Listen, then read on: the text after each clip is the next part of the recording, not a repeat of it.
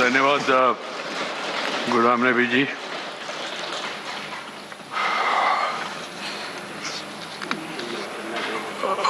Friends, we have another important responsibility today, that is about statement by Minister Sri Amit Shah to make a statement regarding an avalanche in Chamoli district of Uttarakhand. Chamoli district of Uttarakhand.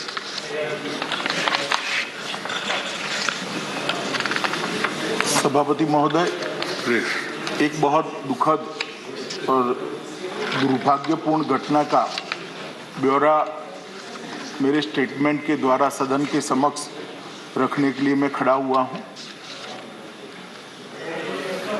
दिनांक 7/2/21 को सुबह लगभग 10 बजे उत्तराखंड के चमोली जिले में अलकनंदा की एक सहायक नदी ऋषिगंगा नदी के ऊपरी जलग्रहण क्षेत्र में एक हिमस्खलन की घटना घटी, जिसके कारण ऋषिगंगा नदी के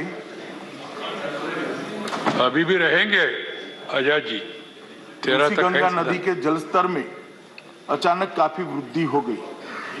ऋषिगंगा नदी के जलस्तर में वृद्धि के कारण आई बाढ़ से 13.2 मेगावाट की कार्यरत छोटी जल विद्युत परियोजना पूरी बह गई।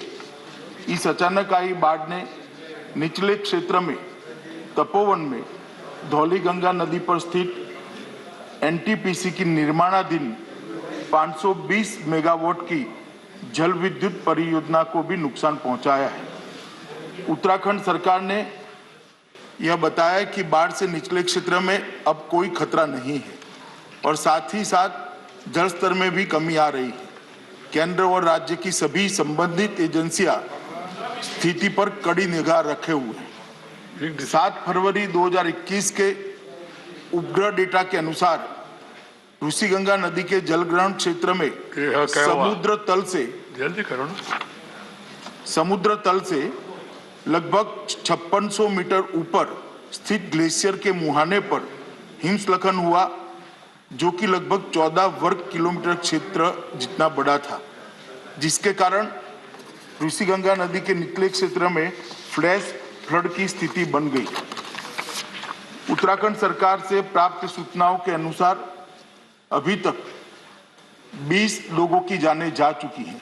ये आंकड़ा महोदय मैं थोड़ी स्पष्टता करना चाहूँ तो कल शाम 5 बजे तक का है, वो बदलता रहता है, और 6 लोग घायल हैं।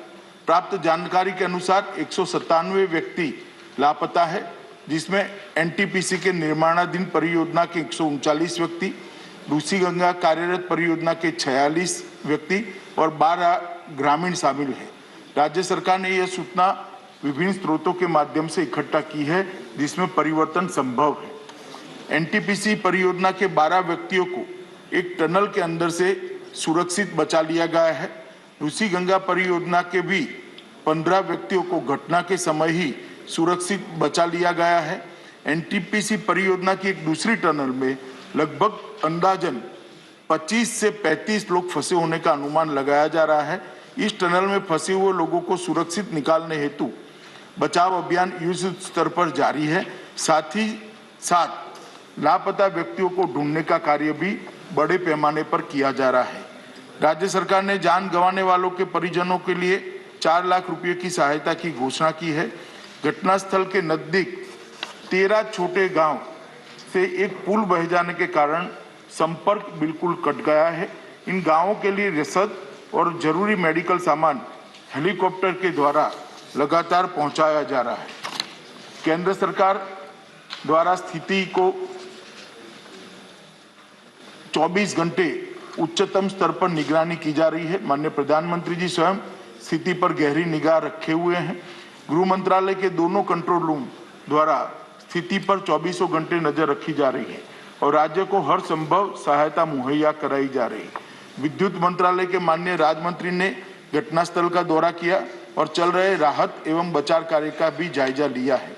आईटीबीपी ने अपना कंट्रोल रूम वहां स्थापित कर लिया है और उनके 450 जवान सभी जरूरी साजो सामान के साथ घटनास्थल पर राहत और बचाव अभियान में लगे हुए हैं। एनडीआरएफ की 5 टीमें घटनास्थल पर पहुंच चुकी है और राहत और बचाव अभियान में लगी हुई है। आर्मी की 8 टीमें, जिसमें एक इंजीनियरिंग टास्क फोर्स भी शामिल है, घटनास्थल पर बचाव कार्य कर रहा है। एक मेडिकल कॉलम और 2 एम्बुलेंस भी घटनास्थल पर तैनात है। नेवी की एक गोताखोर टीम भी घटनास्थल पर तैनात की गई है। एयरफोर्स के 5 हेलीकॉप्टरों को भी इस कार्य में लगाया गया है। जोशीमठ में भी प्रशासन द्वारा एक कंट्रोल रूम स्थापित किया गया है। घटनास्थल पर विपरीत परिस्थिति में भी घटना के बाद से ही लगातार राहत और बचाव कार्य तुरंत शुरू कर दिया गया था। टनल में फंसे लोगों को बाहर निकालने के लिए रात भर के अथक प्रयास के बाद आर्मी द्वारा टनल के मुंह पर पड़े मलबे को साफ कर लिया गया है। काफी अंदर तक हमारे लोग गए हैं। केंद्रीय जल आयोग के जो कर्मचारी अलकनंदा और गंगा बेसिन हरिद्वार तक में कार्यरत है, उनको भी अलर्ट पर रखा गया है। सशस्त्र सीमा बल की एक टीम भी घटनास्थल पर पहुंच चुकी है। डीआरडीओ की एक टीम हिमस्खलन की निगरानी करती है। घटनास्थल पर वो भी पहुंच चुकी है। एनटीपीसी के सीएमडी भी घटनास्थल पर पहुंच चुके हैं। नेशनल क्राइसिस मैनेजमेंट कमेटी की मीटिंग 7 फरवरी को ही 4:30 बजे कैबिनेट सचिव की अध्यक्षता में हुई, जिसमें सभी संबंधित एजेंसियों को समन्वय के साथ काम करने और राज्य प्रशासन को सभी जरूरी सहायता उपलब्ध कराने के निर्देश दे दिए गए हैं। केंद्रीय एजेंसियों के साथ साथ जिला प्रशासन, पुलिस और राज्य आपदा प्रबंधन विभाग भी राहत और बचाव कार्य में जुटे हैं। एसडीआरएफ की 2 टीमें भी राहत में और बचाव में कार्यरत है। राज्य स्वास्थ्य विभाग की 7 टीमें, 8 एम्बुलेंस मुख्य स्वास्थ्य अधिकारी के साथ मौके पर मौजूद है। इसके अतिरिक्त राज्य सरकार ने 5 हेलीकॉप्टरों को भी बचाव कार्यों के लिए तैनात किया हुआ है। घटना के बाद सभी जगह बिजली की बहाली लगभग कर दी गई है। बीआरओ और राज्य पीडब्ल्यूडी द्वारा 5 पूर्ण रूप से टूटे हुए पुलों की मरम्मत शुरू की जा चुकी है। मैं यहाँ ये भी बताना चाहूँगा कि वित्त वर्ष 2021 में राज्य आपदा जोखिम प्रबंधन कोष एसडीआरएमएफ से लगभग 1041 करोड़ रुपए उत्तराखंड के लिए आवंटित किए गए हैं, जिसमें केंद्रीय की प्रथम किस्त ऑलरेडी 468 करोड़ रुपए की राशि राज्य को जारी की जा चुकी है। मैं सदन को केंद्र सरकार की ओर से यह आश्वस्त करना चाहता हूं कि राहत और बचाव कार्य के लिए सभी संभव उपाय राज्य सरकार के साथ समन्वय के साथ किए जा रहे हैं और जो भी आवश्यक कदम उठाना जरूरी है वो उठाए जा रहे हैं। और मैं सभी मृतकों के लिए अपनी ओर से, सदन की ओर से श्रद्धांजलि व्यक्त कर समाप्त।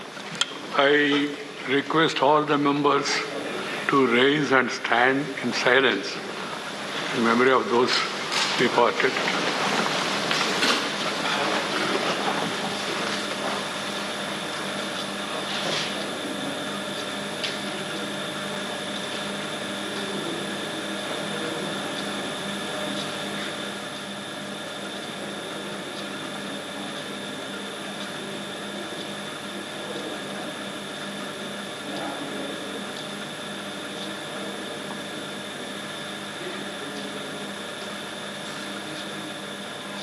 Om Shanti, Shanti, Shanti.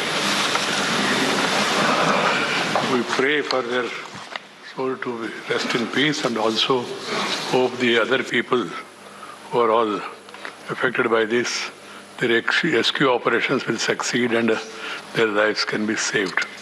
And as and when we get further information, we'll try to discuss it. Now, the National Capital Territory of Delhi Law Special Provisions Second Amendment Bill. Statute Resolution, Sri K.K. Ragesh, not there. Sri Vinay Iswam, Sri Sikh Singh Goyal, Sri K.C. Venugopal to move the following resolution. Vinay Iswam? Right. Right. Resolution moved. The Honorable Minister